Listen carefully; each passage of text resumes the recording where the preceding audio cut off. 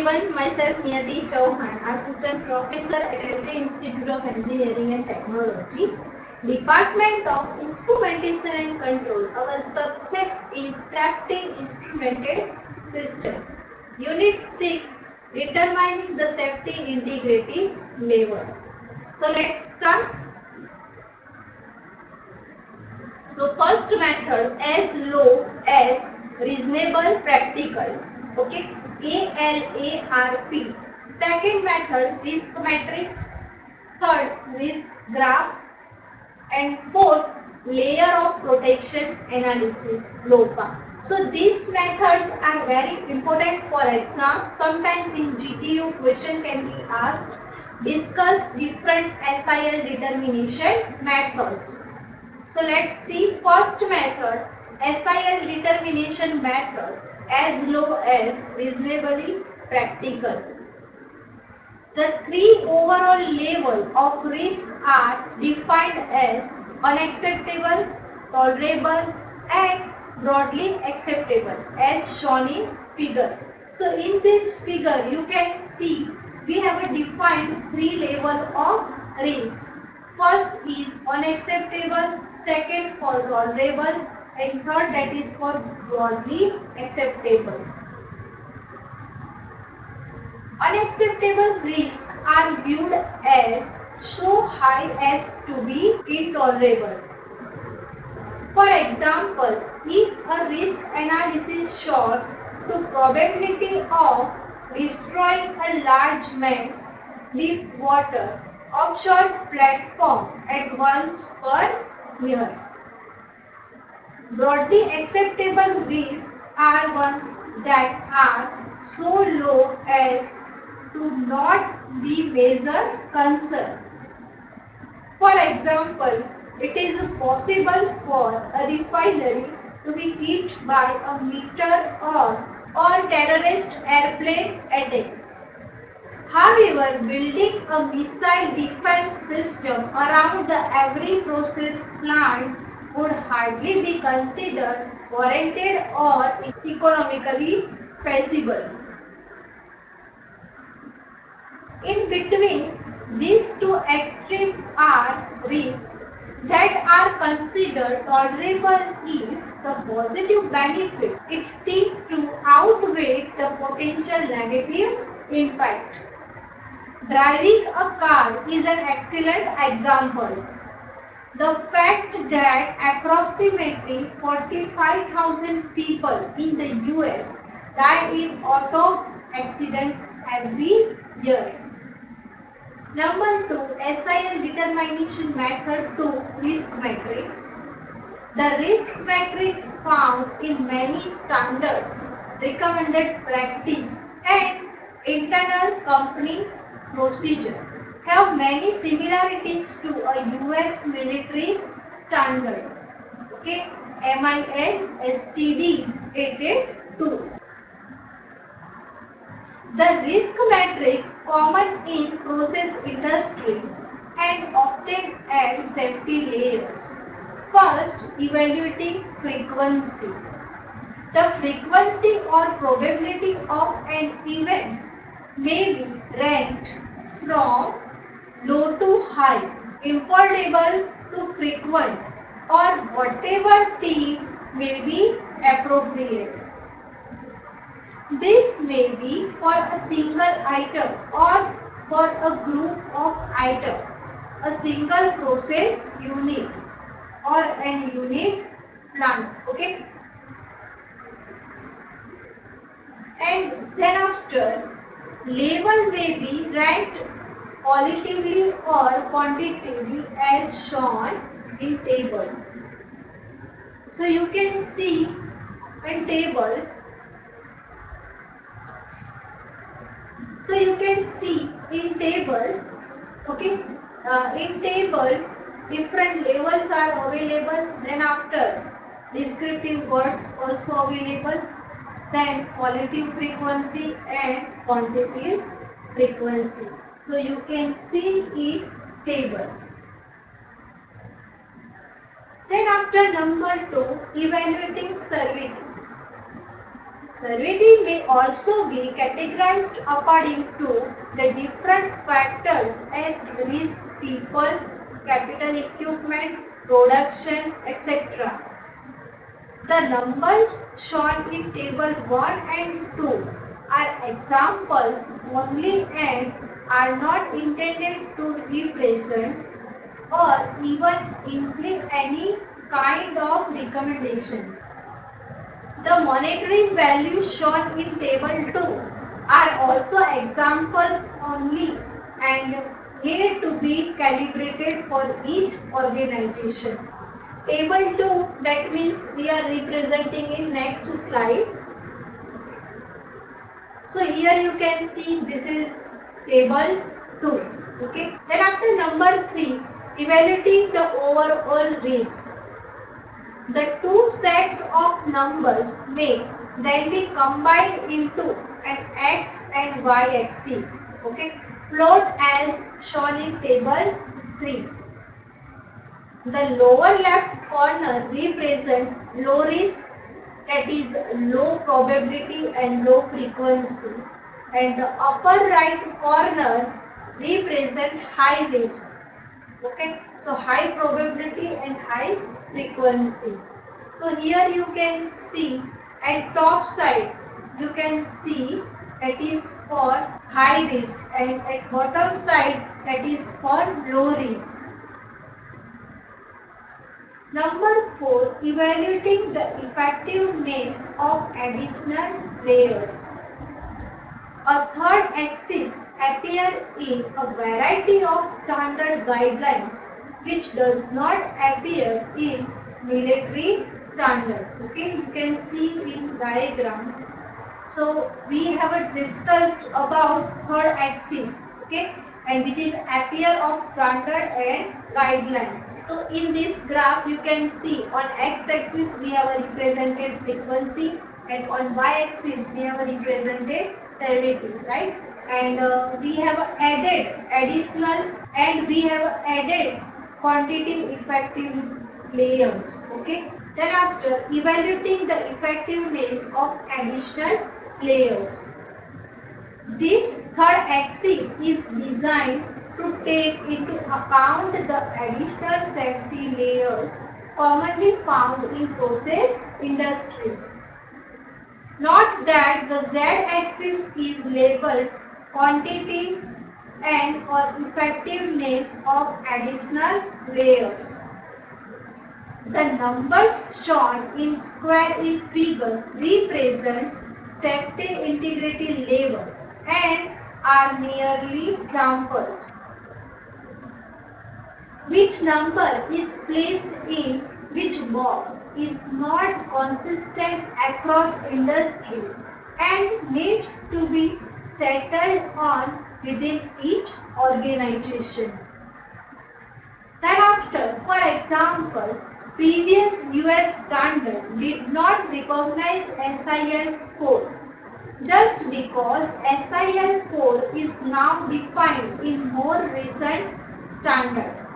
Does not necessarily mean that organization need to modify previous graph, especially if they felt that they did not even have any SIL 3 requirements. Then after method 3, SIL determination. Then after SIL determination method 3, risk graph. The German and Norwegians developed different and similar techniques for determining safety integrity levels.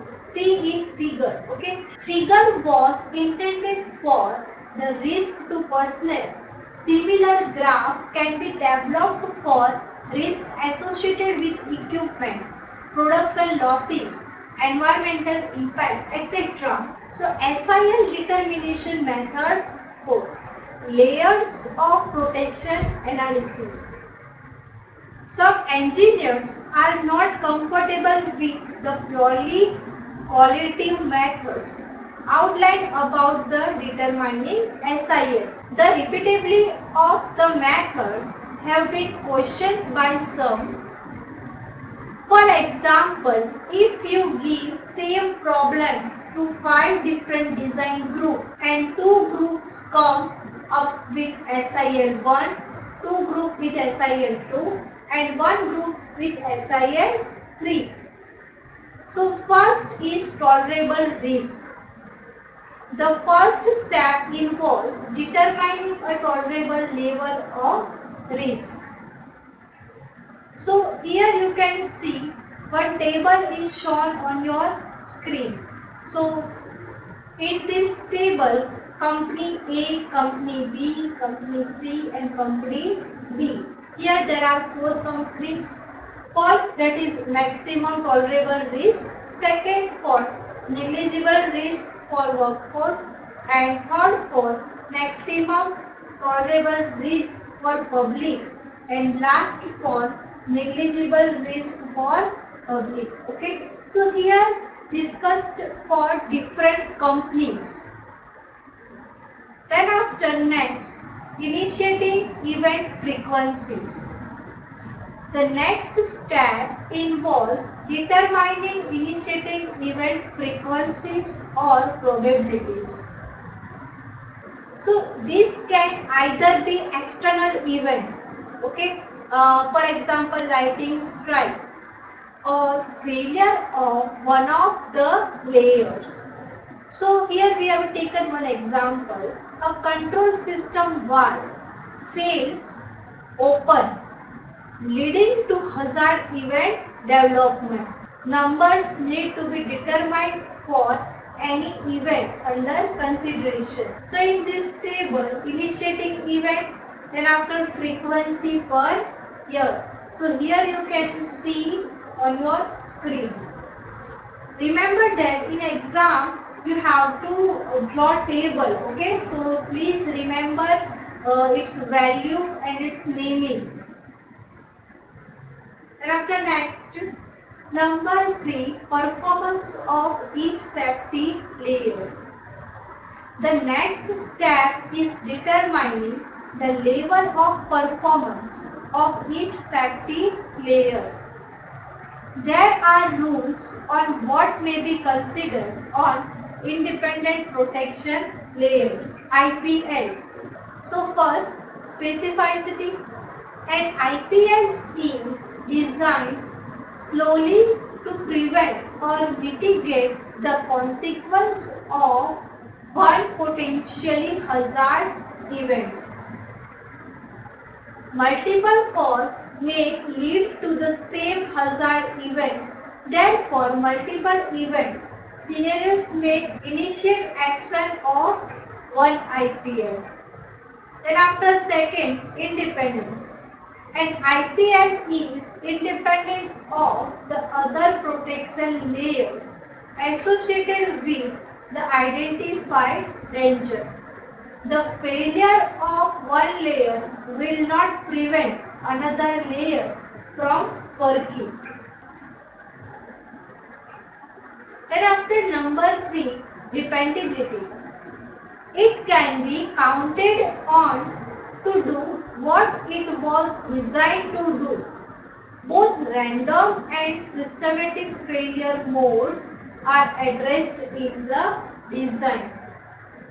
And number 4, auditability. It is designed to facilitate regular validation of the protective function through testing and or maintenance is necessary. Okay. So here we have discussed different rules for performance of each safety layer. Next.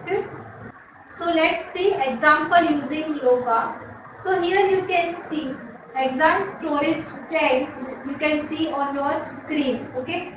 So prior process, you can see first prior process, and one bar is connected to the process, and LV, that means low value.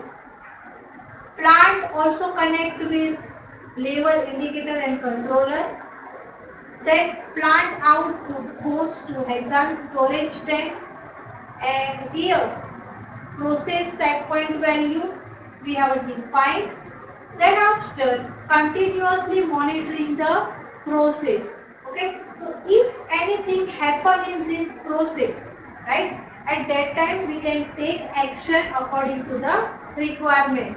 So and then after our process goes to the next level. So here you can see if basic process control system fail, right?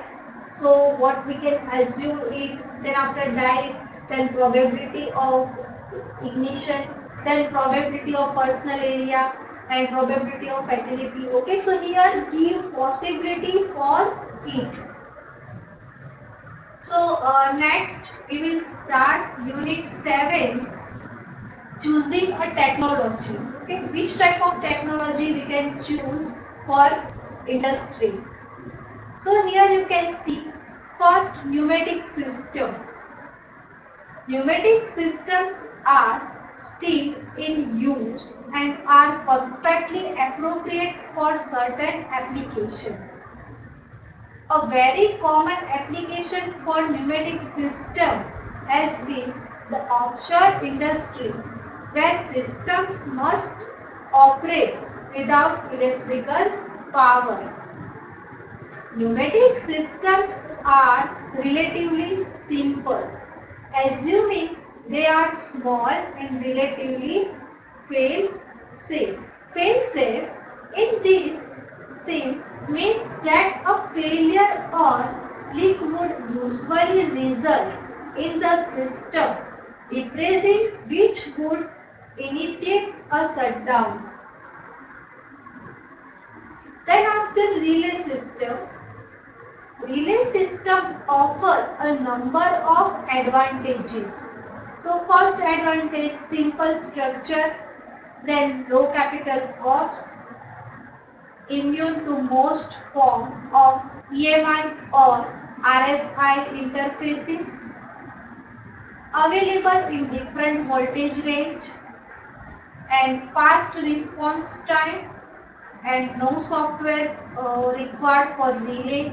Okay, so these are main advantages, and last advantage, fail safe. Okay, then disadvantages of relay system. First, nuisance tree. Relay systems are typically non-redundant. This means that a failure of a single relay can result in a nuisance trip of process. Then complexity of large system. For large system, we can't use relay because if we have a required more input output, at that time we are using relay, so that is more complexity created in our plant. Then manual changes to wiring and drawing, and no serial communication. And then after next, discrete signals only. Okay, so these are disadvantages of relay system. Then after next, solid state system. Solid state systems were designed to replace relay with smaller, lower power solid state circuit, right, CMOS, much as transistor radio replaced older, larger and vacuum tube design. Okay, if our input outputs are more than 100, more than 200, at that time we have to use solid state system. Solid state system have a number of advantages. First, testing and bypass capabilities, then serial communication capabilities, high speed. So these are advantages of solid state system. Then after, disadvantages of solid state system. First, hardwire, then binary logic, high cost and non-redundant. Okay, non-redundant. Okay, so these are disadvantages of solid state systems. So in today's session, I have discussed unit 6 and we have started unit 7. If you have any query in this session, then you can ask me. Thank you for watching video.